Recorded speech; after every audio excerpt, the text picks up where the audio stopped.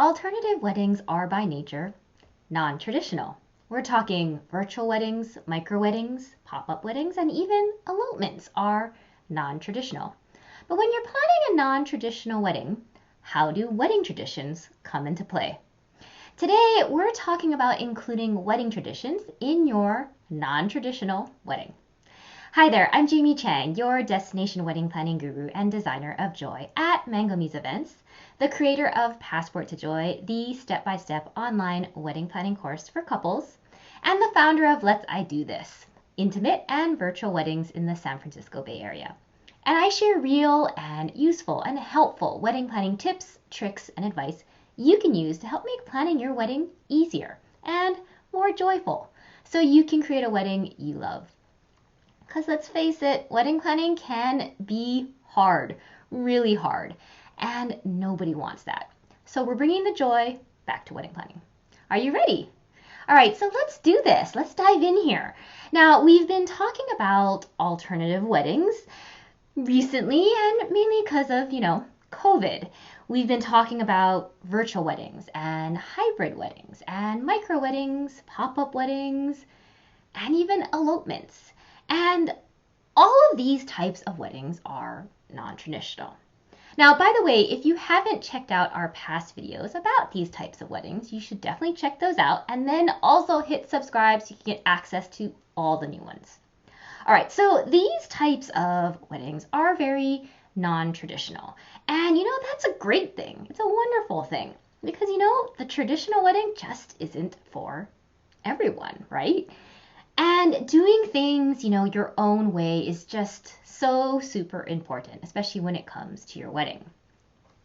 But, when you have a non-traditional wedding, the question really is, what should you include with regards to wedding traditions? When you're having this alternative wedding, this non-traditional wedding, should you include wedding traditions and what should you include? Because, weddings have tons of traditions, right? All kinds of traditions. There are cultural traditions, religious traditions, familial traditions. And depending on your family, where you grew up, and your background, you may have some of these, all of these, or maybe none of these. But no matter how little or how many wedding traditions you grew up with, the question is, once again, what should you include?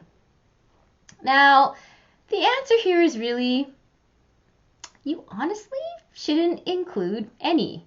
Now, before you kind of freak out and be like, what, Jamie, what the heck are you talking about? Let me explain. So wedding traditions really are not a situation of should or should not. Hence the answer to my question. Or I should say my answer to my question is that you shouldn't include any because should is not a part of it.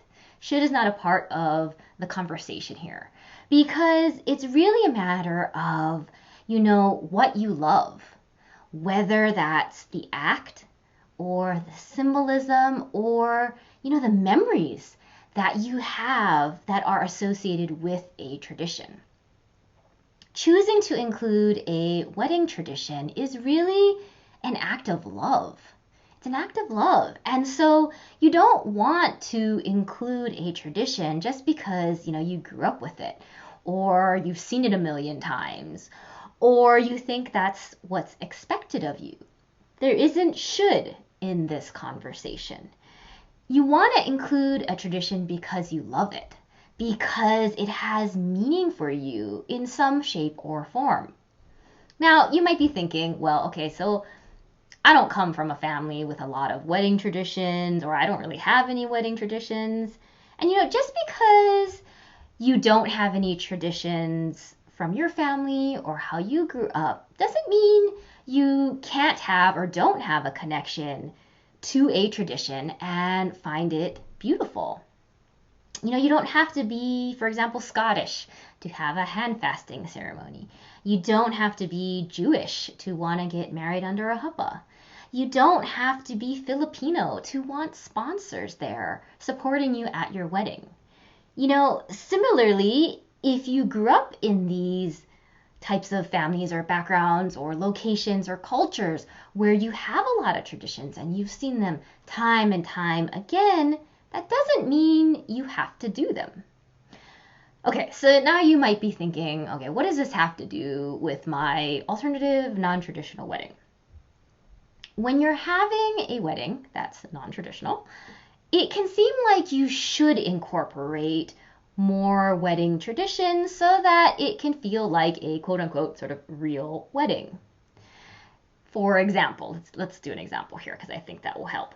So one could argue that including, say, a first dance in your virtual wedding would make it feel more like a wedding.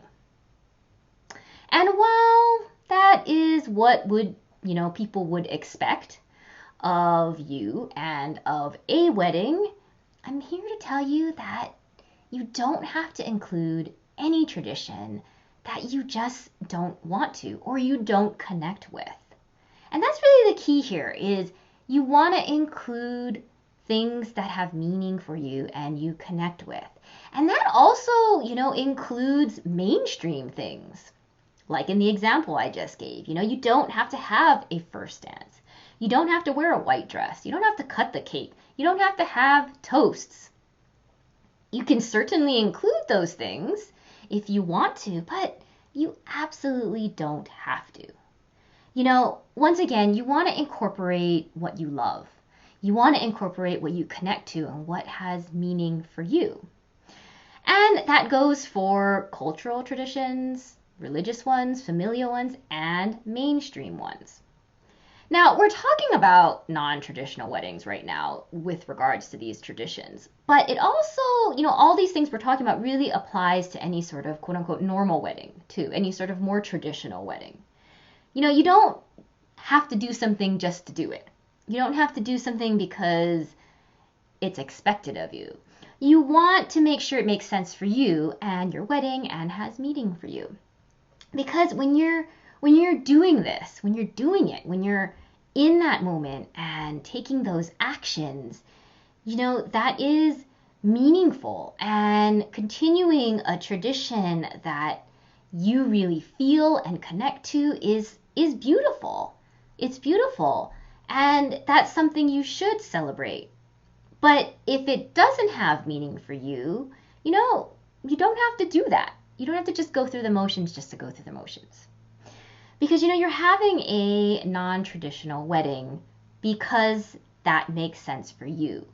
You want to just make sure the traditions you decide to include also make sense for you. Okay? All right, we're going to wrap this video up with a question. And here's my question for you. Is there a wedding tradition that you just find really meaningful? And it doesn't have to be, once again, from your background, just something that you love, that speaks to you, that you find beautiful. Let me know in a comment below.